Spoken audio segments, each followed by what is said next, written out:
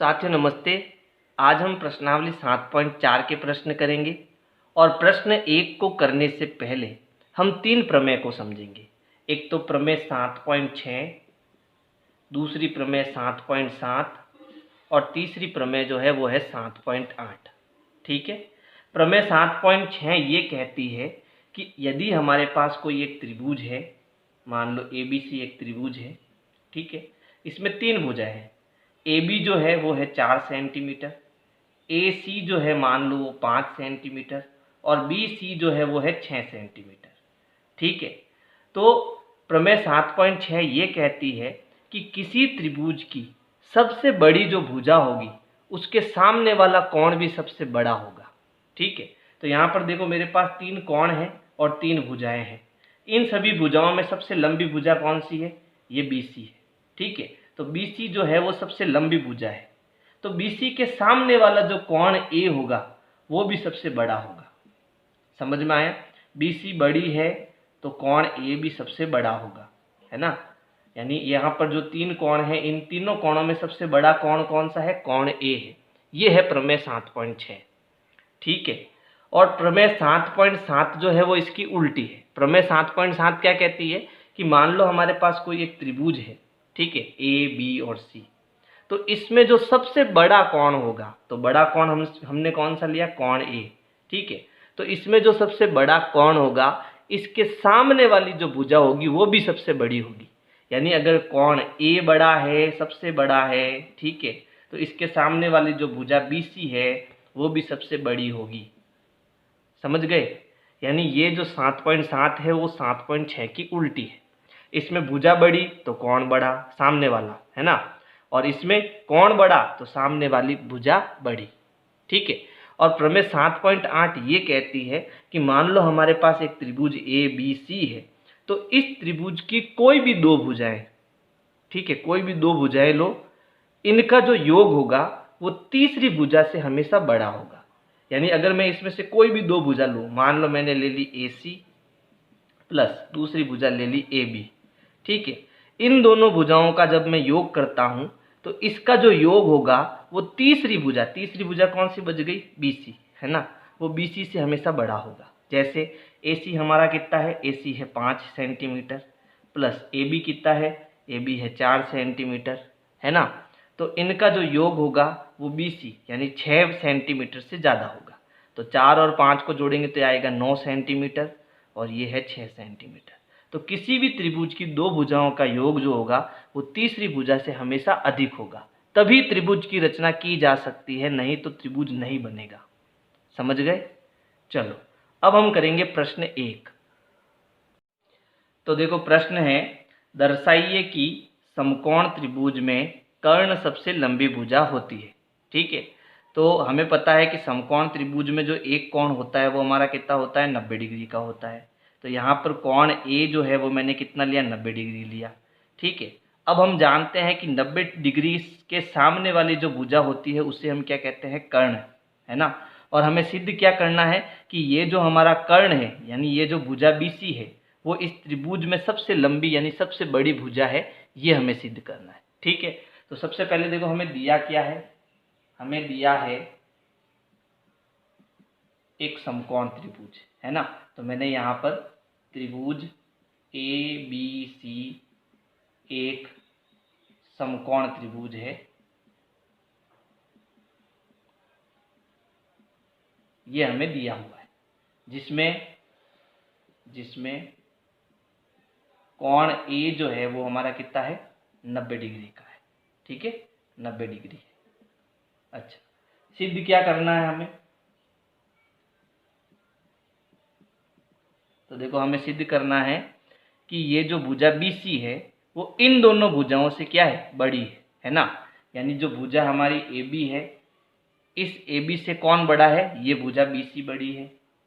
और ये जो भुजा आपकी AC है, इससे बड़ा कौन है? भुजा BC, है ना। यानी ये जो BC भुजा है यानी कर्ण जो है इन दोनों भुजाओं से बड़ी है, ये हमें सिद्ध करना है। ठीक है। तो देखो इसको सिद्ध करते हैं, तो इसकी उत्पत्ति करते हैं। देखो उत्पत्ति में देखो यहाँ पर हम जानते हैं कि त्रिभुज के जो तीनों कोण हैं, इनका योग कितना होता है, 180 डिग्री होता है त्रिभुज के कोण योग गुणधर्म से, है ना, ये हम जानते हैं। तो यहाँ लिखेंगे कोण ए प्लस कोण बी प्लस कोण सी बराबर 180 डिग्री होगा। किस धर्म से, किस गुणधर्म से, त्रिभुज के कोण योग गुणधर्म से, कोण योग गुणधर्म से। अच्छा, अब कोण ए हमें कितना दिया, यहाँ पर कोण ए हमें दिया 90 डिग्री, तो यहाँ पर आ जाएगा 90 डिग्री प्लस कोण बी प्लस कोण सी बराबर 180 डिग्री। अब इस 90 डिग्री को हम उधर भेजेंगे तो ये प्लस का उधर जाके क्या हो जाएगा, माइनस, है ना। तो यहाँ से मिला कोण बी प्लस कोण सी बराबर 180 डिग्री माइनस ये उधर जाएगा तो माइनस का 90 डिग्री। तो कोण बी प्लस कोण सी जो है हमें कितना मिला, 90 डिग्री मिला। अब इसका मतलब क्या हुआ, इसका मतलब ये हुआ कि कोण ए तो हमारा क्या हो गया, कोण ए हमारा हो गया 90 डिग्री, और कोण बी और कोण सी ये दोनों मिलाकर क्या हो गए, कोण बी प्लस कोण सी ये दोनों मिलाकर होंगे 90 डिग्री। इसका मतलब क्या हुआ, इसका मतलब ये हुआ कि अगर कोण 30 डिग्री है तो सी हमारा कितना होगा, 60 डिग्री, तब जाके ये दोनों कितने होंगे, 90। इसको समझना, कोण बी अगर 30 डिग्री है और कोण सी हमारा 60 डिग्री है तो इन दोनों को मिला के क्या होगा, 90 डिग्री होगा, यही होगा ना।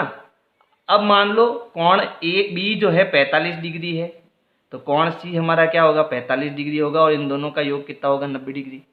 तो कहने का मतलब ये है कि ये दोनों ही कोण जो होंगे दोनों क्या होंगे, 90 डिग्री से छोटे होंगे। मान लो कोण बी आपका 89 डिग्री है तो कोण सी आपका कितना है, 1 डिग्री है, और इन दोनों का योग कितना है, 90 डिग्री है ना। तो कोण बी और कोण सी ये दोनों ही जो है 90 डिग्री से छोटे होंगे, ये तो बात कंफर्म हो गई। तो क्या मैं ऐसा लिख सकता हूं, कोण बी छोटा होगा 90 डिग्री से तथा कोण सी छोटा होगा 90 डिग्री से, है ना, ऐसा हम लिख सकते हैं, है ना। क्योंकि बी और सी दोनों का योग 90 है, इसलिए मैं ये कहूँगा कि बी भी 90 से छोटा होगा और सी भी 90 से छोटा होगा, है ना।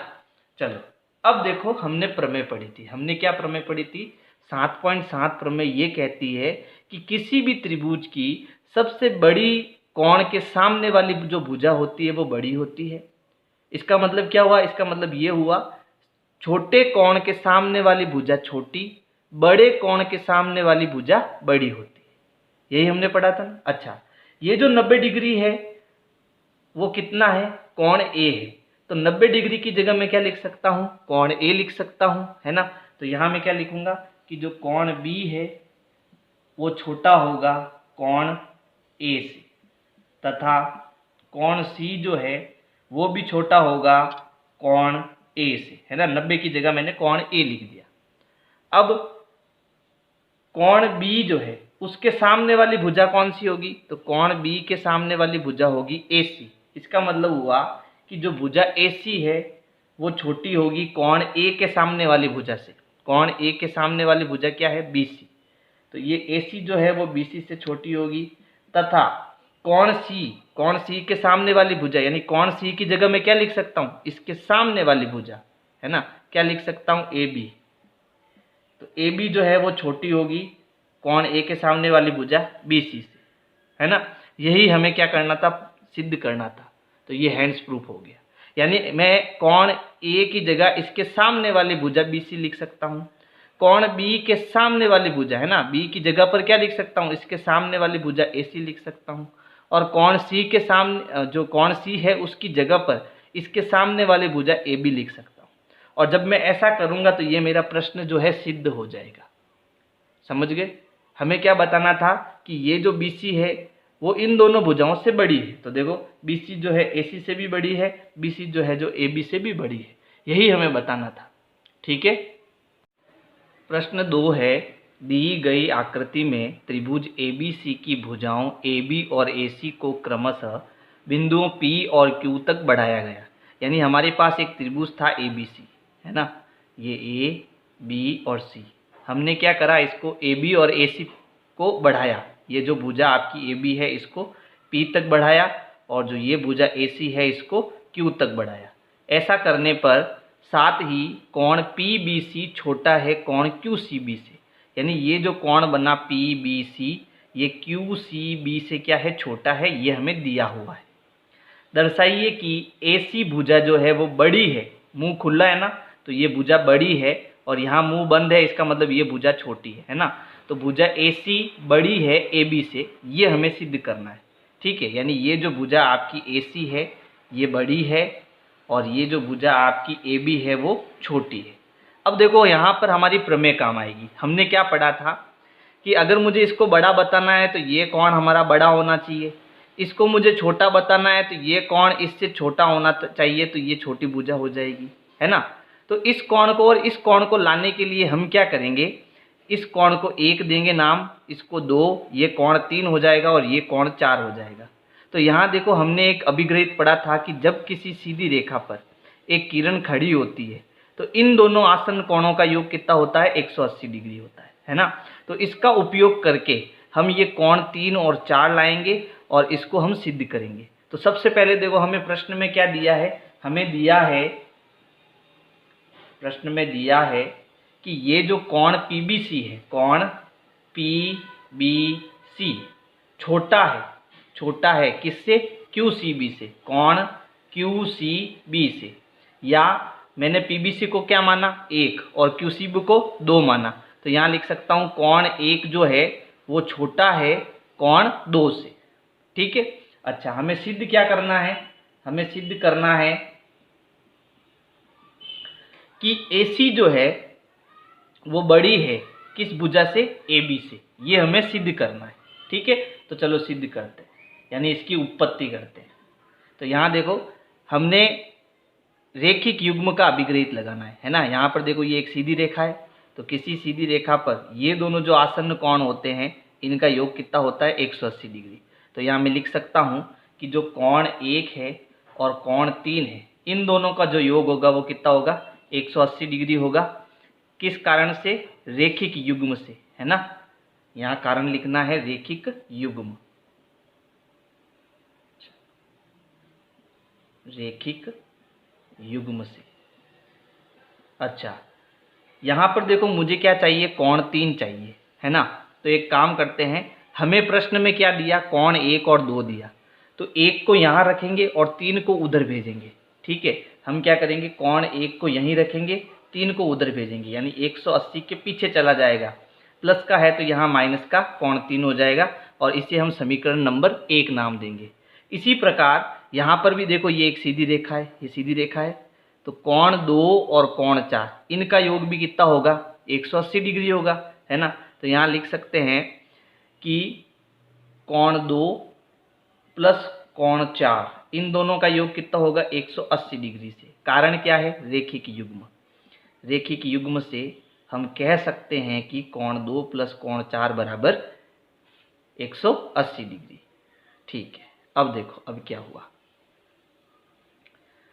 मुझे क्या दिया हुआ है, मुझे प्रश्न में कोण 2 दिया हुआ है, तो कोण 2 को हम यहाँ रखेंगे और 4 को उधर भेजेंगे, तो कोण 2 बराबर 180 डिग्री माइनस कोण 4, ये हो जाएगा हमारा समीकरण नंबर 2। ठीक है, अब देखो हमें प्रश्न में क्या दिया कि कोण 1 जो है वो छोटा है कोण 2 से, ये हमें दिया हुआ है ना। क्या दिया है कि कोण 1 जो है वो छोटा है कोण 2 से, ये हमें दिया है प्रश्न के अंदर, है ना। तो कोण 1 हमारा क्या है, समीकरण 1 से देखो, कोण 1 को हम लिख सकते हैं 180 डिग्री माइनस कोण 3, है ना। फिर ये जो है वो किससे छोटा है, कोण 2 से, और कोण 2 को हम क्या लिख सकते हैं, कोण 2 को हम लिख सकते हैं 180 डिग्री माइनस कोण 4, यहाँ लिखेंगे समीकरण 1 व 2 से, समीकरण 1 व 2 से। ठीक है, समीकरण 1 व 2 से कोण 1 को मैं ये लिख सकता हूँ और कोण 2 को ये लिख सकता हूँ, है ना। अब देखो ये जो निशान है ना, यहाँ पर अगर बराबर का निशान होता तब तो कोई तकलीफ नहीं होती, ये बराबर का निशान होने पर होता है समीकरण। ठीक है, लेकिन यहाँ पर बराबर का निशान नहीं है, यहाँ पर है सर्व ये असमीका का निशान, इसको क्या बोलेंगे, असमीका। ठीक है, तो असमीका को सरल करने के अलग अलग नियम होते हैं, तो आपको यहाँ 2 नियम याद रखने हैं, केवल याद रख लो, है ना, उसी से हमारा काम बन जाएगा। कि जब असमीका के दोनों तरफ प्लस की संख्या होती है तो हम दोनों तरफ इसी संख्या को घटा सकते हैं। यानी यह कहने का मतलब है यहाँ प्लस की संख्या तो इन दोनों को हम हटा सकते हैं। हट गए दोनों, क्या बचा इधर, यहाँ बचा माइनस का कोण 3 और यहाँ बचा माइनस का कोण 4।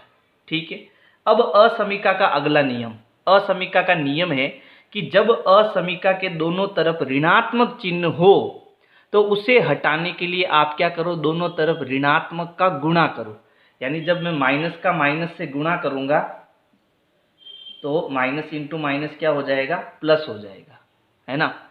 लेकिन ऐसा करने पर एक आपको बात ध्यान रखनी है कि ये जो असमीका है इसका निशान बदल जाएगा, यानी इसका मुंह बदल जाएगा।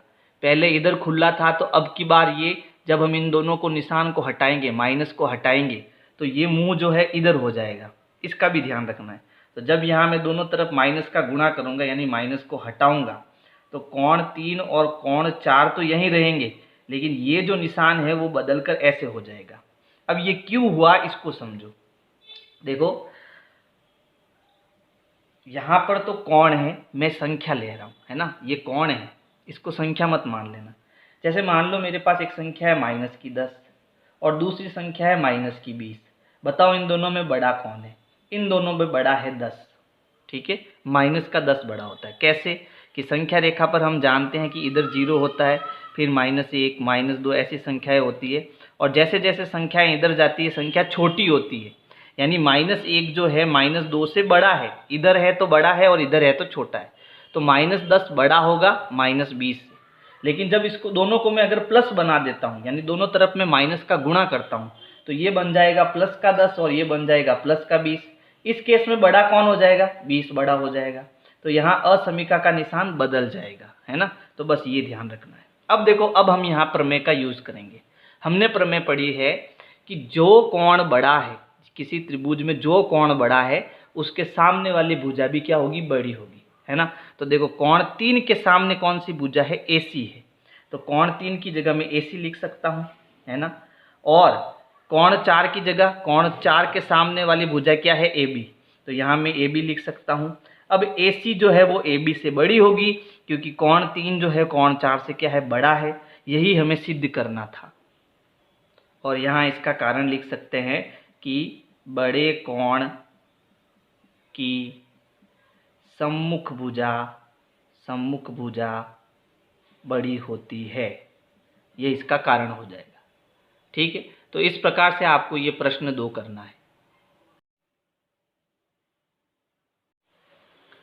प्रश्न 3 है, दी गई आकृति में कोण B छोटा कोण A से और कोण C छोटा कोण D से है।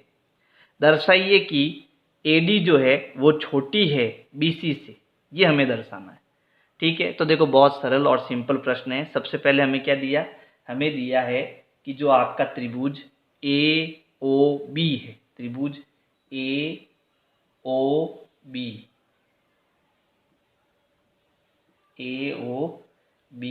में, तो देखो इस त्रिभुज में हमें दिया कोण B जो है वो छोटा है किससे, कोण A से।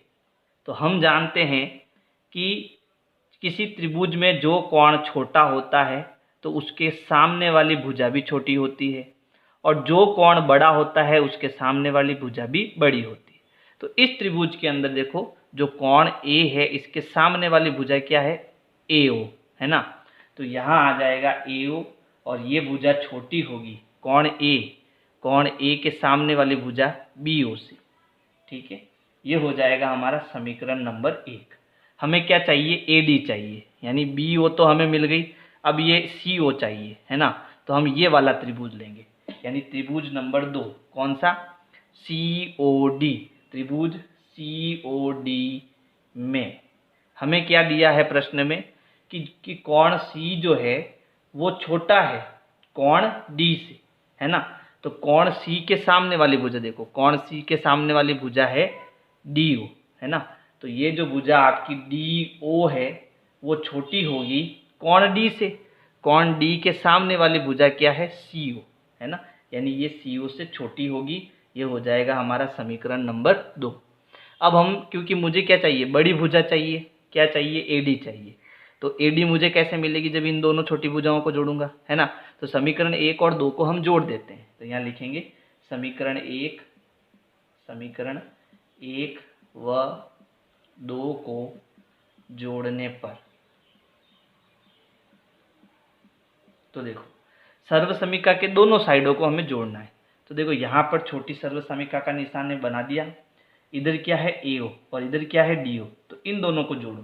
तो यहाँ हो जाएगा AO प्लस DO, और इस तरफ क्या है BO और CO, तो यहाँ आ जाएगा BO प्लस CO। अब AO और DO क्या हो जाएगा, देखो AO और DO ये दोनों मिलाकर हो जाएगा AD, और यहाँ है सर्वसमिका का निशान। फिर BO और CO मिलकर क्या हो जाएगा BC, ठीक है। और हमें यही सिद्ध करना था, ये हमारा सिद्ध हो गया, हैंड्स प्रूफ हो गया, ठीक है। और यहाँ आप चाहो तो कारण लिख सकते हो। कारण क्या हो जाएगा, बड़े कोण की सम्मुख भुजा बड़ी, बड़े कोण की सम्मुख भुजा बड़ी।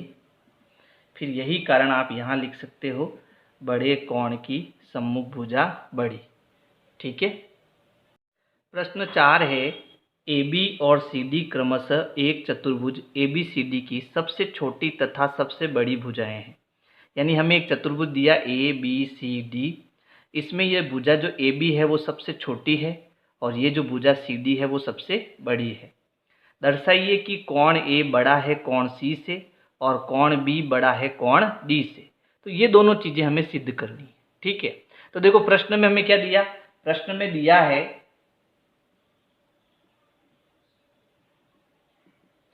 कि ABCD एक चतुर्भुज है, ABCD एक चतुर्भुज है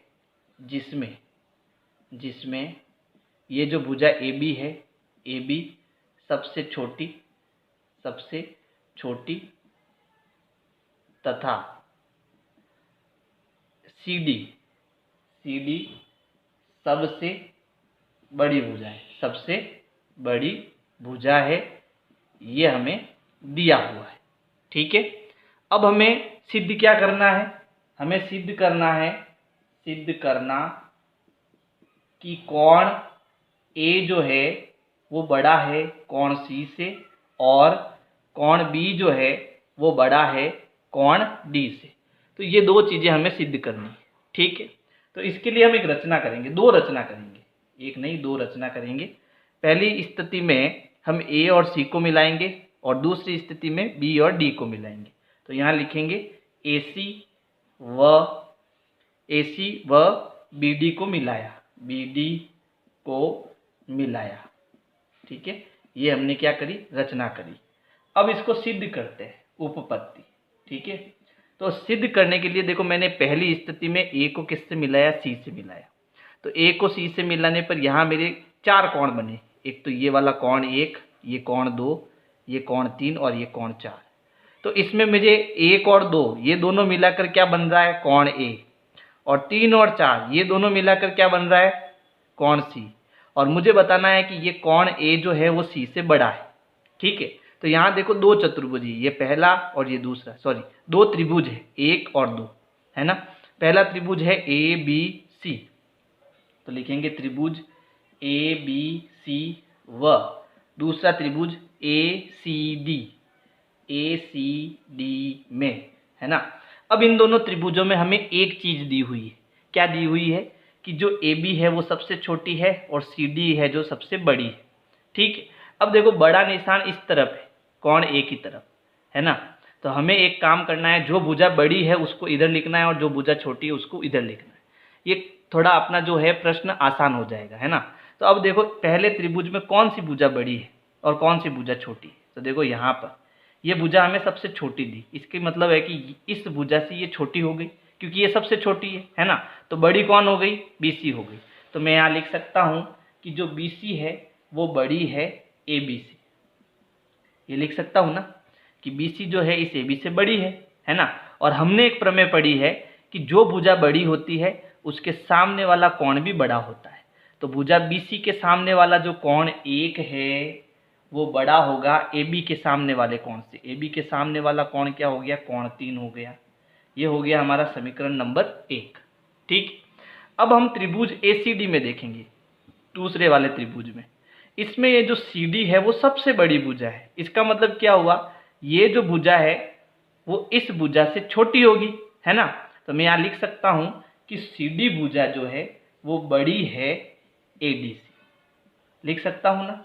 और CD के सामने वाली जो भुजा होगी, कोण होगा, CD के सामने वाला जो कोण होगा वो बड़ा होगा कोण 4 से, है ना। तो मैं यहाँ CD के सामने वाला जो कोण 2 है, कोण 2 वो बड़ा होगा AD के सामने वाले कोण से। तो AD के सामने वाला कोण क्या है, कोण 4। तो ये कोण 2 बड़ा होगा कोण 4 से। ये हो जाएगा हमारा समीकरण नंबर 2। हमें क्या सिद्ध करना है, हमें सिद्ध करना है कोण A बड़ा है कोण C से, है ना। तो कोण A मुझे कब मिलेगा, जब 1 और 2 दोनों को मिलाऊं मैं, है ना। तो मुझे क्या करना है, समीकरण 1 और 2 को जोड़ना है। तो यहाँ हम लिखेंगे समीकरण 1 तथा 2 को जोड़ने पर, है ना। समीकरण 1 व 2 को जोड़ने पर, ठीक है। तो देखो इनको जोड़ना कैसे है।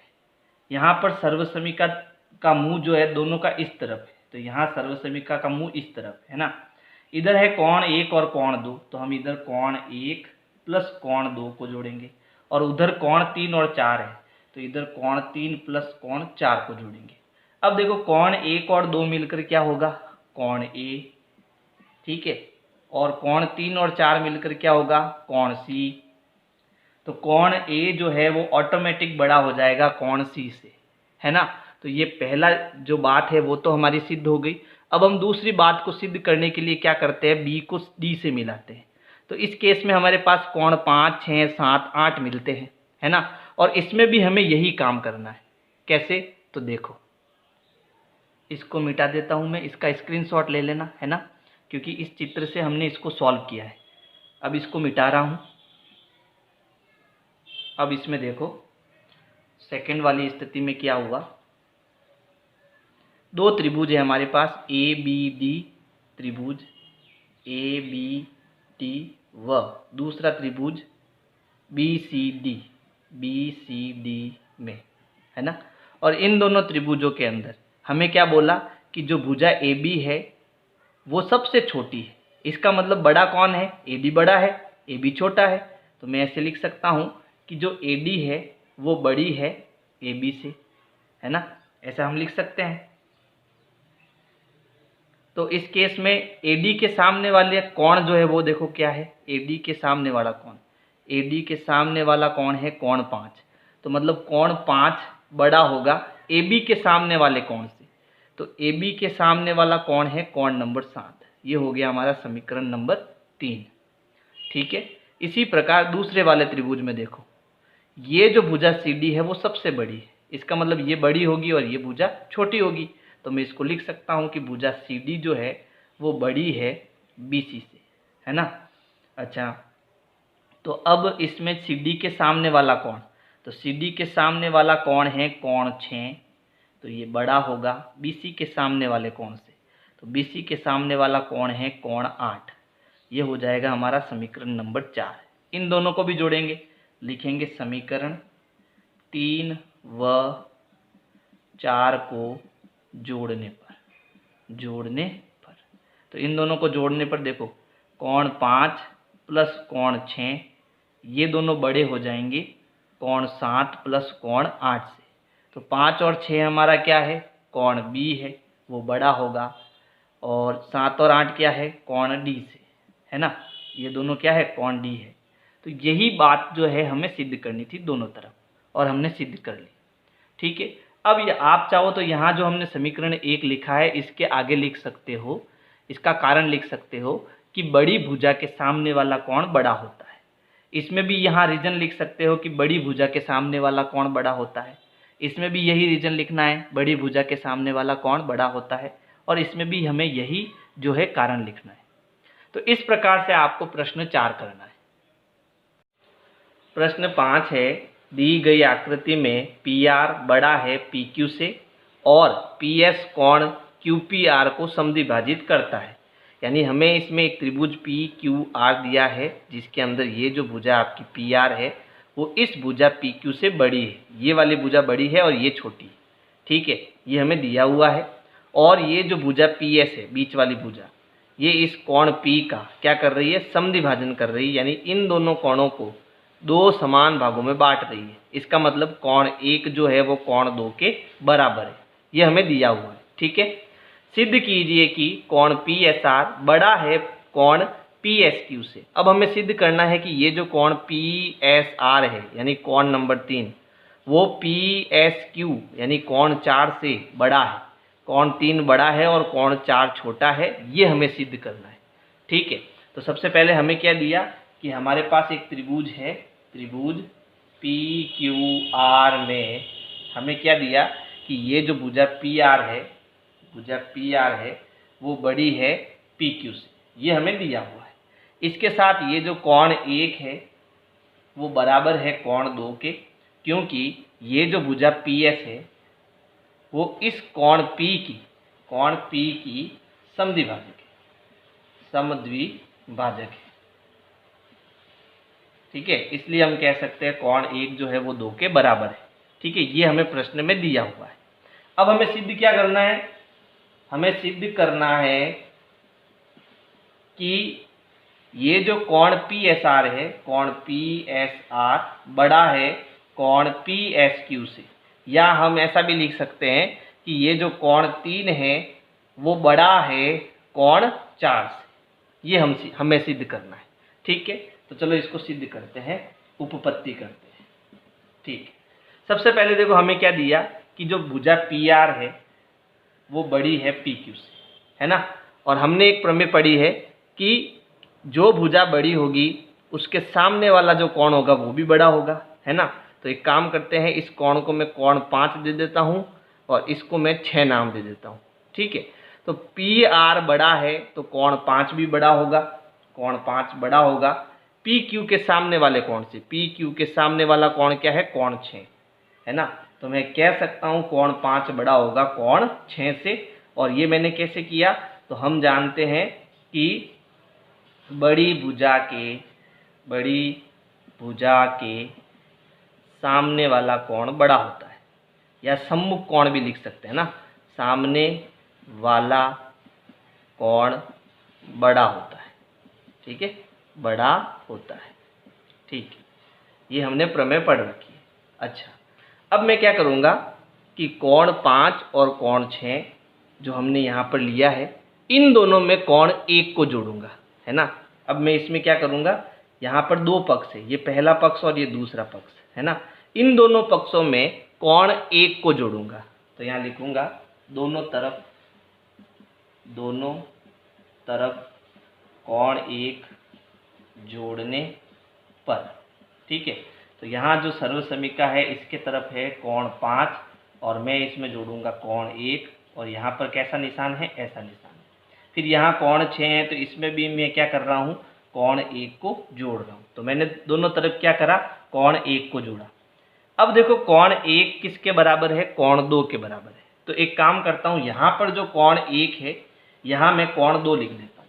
कोण 5 प्लस कोण 1 बड़ा है, यहाँ जो कोण 1 है उसको मैं क्या लिख रहा हूँ, कोण 2, क्योंकि ये दोनों बराबर है, प्लस कोण 6, है ना। इसका कारण लिखना, क्योंकि कोण 1 जो है वो कोण 2 के बराबर है, इसलिए यहाँ 1 की जगह मैं 2 लिखूंगा। ठीक है, अब ऐसा करने पर क्या हुआ ये समझो। अब देखो कोण 5 कहाँ है, कोण 5 यहाँ पर है, कोण 1 कहाँ है, यहाँ पर है। अब इन दोनों के योग को मैं क्या लिख सकता हूँ, तो देखो यहाँ पर एक त्रिभुज बन रहा है, ध्यान से समझना, पी क्यू एस, है ना। और इस एस भुजा को, क्यू एस भुजा को मैं आगे बढ़ा रहा हूँ। तो आगे बढ़ाने पर मेरा एक कोण बन रहा है कोण 3, है ना। ये त्रिभुज है, इसमें ये भुजा मैंने आगे बढ़ाई तो ये हमारा कोण क्या बन गया, कोण 3 बढ़ गया। ये है कोण 1 और ये है कोण 5। तो हमने एक प्रमेय पढ़ी थी कि किसी भी त्रिभुज का जो बहिष्कोण होता है वो त्रिभुज के अंतराभिमुख अंतः कोणों के योग के बराबर होता है। यानी कोण 3 क्या होगा, कोण 3 होगा कोण 1 प्लस कोण 5, है ना। यानी कोण 3 का जो मान होगा वो कोण 1 और 5 के योग के बराबर होगा। ये हमने प्रमेय पढ़ी है ना। तो मैं कोण 1 + 5 की जगह क्या लिख सकता हूँ, कोण 3 लिख सकता हूँ।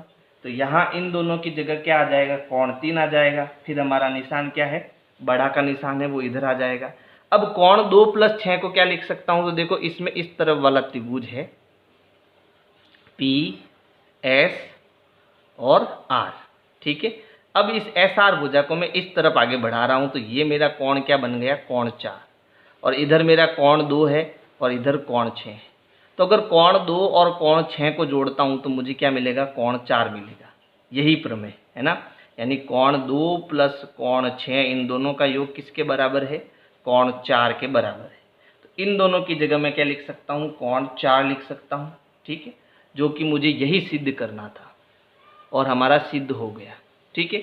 अब इसका कारण लिखेंगे, ऐसा मैंने क्यों किया, तो हम लिखेंगे त्रिभुज पी क्यू एस व त्रिभुज पी एस आर में बहिष्कोण प्रमेय से, बहिष्कोण प्रमेय से, ठीक है। यानी जो बहिष्कोण की प्रमेय होती है उसका हम उपयोग करेंगे दोनों त्रिभुज में। तो कोण 5 + कोण 1 की जगह मैं कोण 3 लिख सकता हूँ, कोण 2 + कोण 6 की जगह कोण 4 लिख सकता हूँ। और यही मुझे क्या करना था, प्रूफ करना था। अब कोण 3 इसकी जगह मैं ये भी लिख सकता हूँ, है ना, ये भी लिख दो चलो, या कोण पी एस आर जो है वो बड़ा है कोण पी एस क्यू से, और ये हमारा हो गया सिद्ध, ठीक है। इसको मिटा देते हैं, ये रफ का काम है, इसका स्क्रीनशॉट ले लो आप। अब अगला प्रश्न करते हैं। प्रश्न संख्या 6 है, दर्शाइए कि एक रेखा पर एक दिए हुए बिंदु से जो उस रेखा पर स्थित नहीं है, जितने रेखाखंड खींचे जा सकते हैं उनमें लंब रेखाखंड सबसे छोटा होता है। तो पहले प्रश्न को समझो। प्रश्न ये कह रहा है कि हमें एक रेखा दी हुई है, मान लो ये रेखा मेरी क्या हो गई, एल हो गई, ठीक है। इस रेखा के ऊपर या नीचे एक ऐसा बिंदु है, वो बिंदु इस रेखा पर नहीं होना चाहिए, ऊपर हो सकता है या नीचे हो सकता है, ठीक है। एक ऐसा बिंदु हम ले लेते हैं P। अब इस बिंदु से इस रेखा पर हम जितने भी रेखाखंड खींचेंगे, है ना, जैसे मान लो मैंने इस तरफ एक रेखाखंड खींच लिया, ऐसे खींच लिया, ऐसे खींच लिया, जितने भी मैं रेखाखंड खींचूंगा इस बिंदु P से, ठीक है, तो इन सभी रेखाखंडों में जो लंब रेखाखंड होगा, यानी जो इस रेखा L पर 90 डिग्री का कोण बनाएगा, यानी जो लंब होगा, ठीक है, वो जो भुजा होगी वो सबसे छोटी होगी, सबसे छोटी होगी। यानी इस भुजा, इस भुजा, इस भुजा और इस भुजा, इन सभी भुजाओं में ये जो भुजा होगी, है ना, वो सबसे छोटी होगी। ये हमें सिद्ध करना है। प्रश्न समझ में आया, ठीक है। तो हम क्या करेंगे, हम एक काम करते हैं, एक व्यवस्थित चित्र बनाते हैं। हम लेते हैं रेखा L को इस प्रकार से, ये हमारी रेखा क्या हो गई, L हो गई, और ये हमारा बिंदु क्या हो गया, P हो गया। अब हम क्या करेंगे, P को इस रेखाखंड से मिलाएंगे, मिला दिया। ये जो बिंदु आया है इसको हम नाम देते हैं Q, ठीक है। अब हम एक रेखाखंड इस बिंदु P से और खींचेंगे इस रेखा L पर। ये मैंने खींचा एक रेखाखंड और, ठीक है, इसको मैं नाम दे रहा हूँ R। तो ये मेरा बन गया त्रिभुज PQR, और ये कितना हो गया, ये 90 डिग्री हो गया, है ना। अब मुझे क्या बताना है कि ये जो भुजा मैंने खींची है PR, है ना, ये जो भुजा मेरी PR है वो बड़ी होगी इस भुजा PQ से, ये मुझे सिद्ध करना है। समझ आया। तो सबसे पहले देखो हमें प्रश्न में क्या दिया है, हमें दिया है कि ये जो रेखा L है इस पर ये PQ क्या है, लंब है, ठीक है, ये हमें दिया हुआ है। तो यहाँ हम लिखेंगे रेखा L पर, रेखा L पर PQ लंब है, क्या है, रेखा L पर ये जो PQ है वो लंब है, यानी 90 डिग्री का कोण बना रही है, ये हमें दिया हुआ है। अब हमने इसमें रचना क्या की, हमने इसमें रचना ये की कि ये जो बिंदु P है ना, बिंदु P को Q व R से मिलाया, Q व R से मिलाया, ठीक है। अच्छा, सिद्ध क्या करना है, उपपत्ति सिद्ध क्या करना है, पहले वो लिख देते हैं ना। हमें सिद्ध करना है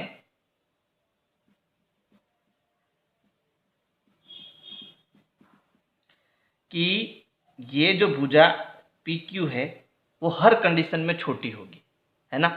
तो यहाँ मैंने दो भुजा ली, इसका मतलब ये बड़ी होनी चाहिए और ये छोटी होनी चाहिए, समझ गए ना। तो मैं इसको क्या लिख सकता हूँ, इसको लिख सकता हूँ कि जो भुजा PR है वो हर कंडीशन में बड़ी होगी इस भुजा PQ से। क्यों? क्योंकि PQ हमें सबसे छोटी भुजा होती है, ये सिद्ध करना है। तो हर कंडीशन में ये PR बड़ा होगा और PQ छोटी होगी, ये हमें सिद्ध करना है, ठीक है। अब इसको सिद्ध करते हैं, यानी कि इसकी उत्पत्ति करते हैं। तो देखो हमने एक त्रिभुज लिया PQR, है ना। तो यहाँ लिखेंगे त्रिभुज PQR में मैं ये लिख सकता हूँ कि त्रिभुज के तीनों कोणों का योग कितना होता है, 180 डिग्री। तो यहाँ लिखेंगे कोण P प्लस कोण Q प्लस कोण R, है ना। इन तीनों कोणों का योग कितना होगा, 180 डिग्री। और ये कौन सा गुणधर्म है, त्रिभुज के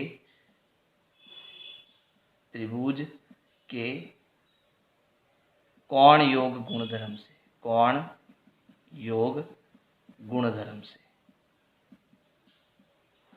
ठीक है। अब जब त्रिभुज के तीनों कोणों का योग 180 डिग्री है तो कोण Q को मैं क्या लिख सकता हूँ, 90 डिग्री लिख सकता हूँ, क्योंकि हमें प्रश्न में दिया है कि रेखा L पर ये जो PQ है वो लंब है। तो ये जो Q होगा वो हमारा कितना होगा, 90 डिग्री, है ना। तो यहाँ लिखेंगे कोण P प्लस ये कोण Q हमारा कितना हो गया, 90 डिग्री, प्लस कोण R बराबर 180 डिग्री। अच्छा, इस 90 को हम उधर भेजेंगे तो यहाँ कौन बचा, कोण P प्लस कोण R बराबर 180 डिग्री माइनस 90, घटाएंगे तो कोण P प्लस कोण R बराबर हमें क्या मिलेगा, 90 डिग्री। अब यहाँ पर देखो, अब हमें क्या समझ में आ रहा है, यहाँ पर हम ये समझ रहे हैं कि ये जो कोण P है और ये जो कोण R है, इन दोनों का जो योग है वो दोनों मिलाकर कितना आ रहा है, 90 डिग्री आ रहा है। इसका मतलब अगर कोण P मान लो 1 डिग्री है, कोण R मान लो 89 डिग्री है, तो इन दोनों की जोड़ क्या होगी, 90 डिग्री होगी, है ना। या फिर मान लो ये कोण जो है 30 डिग्री है और दूसरा वाला कोण आपका 60 डिग्री है, तो इन दोनों कोणों का योग कितना आ रहा है, 90 डिग्री आ रहा है। यानी हर कंडीशन में ये जो कोण P है वो इस 90 डिग्री से कम आता है और Q भी हमारा 90 डिग्री से कम आता है। तो क्या मैं ऐसे लिख सकता हूं कि कोण P जो है, अतः कोण P जो है वो छोटा है 90 डिग्री से, है ना, या कोण R जो है वो भी छोटा है 90 डिग्री से, ऐसा हम लिख सकते हैं। अब हमें क्या चाहिए, हमें चाहिए PR भुजा, और PR भुजा के सामने वाला कोण क्या है, Q, है ना। और ये भुजा चाहिए PQ, और PQ के सामने वाली भुजा क्या है, R। यानी मुझे पकड़ना है किसको, R को। तो मैं इस वाले पार्ट को ले रहा हूँ, है ना। अब हमने क्या लिखा कि कोण R जो है वो छोटा है 90 डिग्री से। अब 90 डिग्री किसके बराबर है, तो 90 डिग्री हमारा है कोण Q के बराबर, है ना। कोण Q हमारा कितना है, 90 डिग्री है। तो यहाँ 90 डिग्री की जगह में कोण Q लिख सकता हूँ ना। चलो, अब हमने प्रमेय पढ़ी थी, क्या प्रमेय पढ़ी थी कि बड़ी भुजा के सामने वाला, बड़े कोण के सामने वाली भुजा बड़ी होती है। तो यहाँ बड़ा कोण कौन सा है, Q है, तो इसके सामने वाली भुजा भी क्या होगी, बड़ी होगी। तो इसके सामने वाली भुजा हमारी क्या है, PR है ना। तो Q के सामने वाली भुजा हमारी क्या हो गई,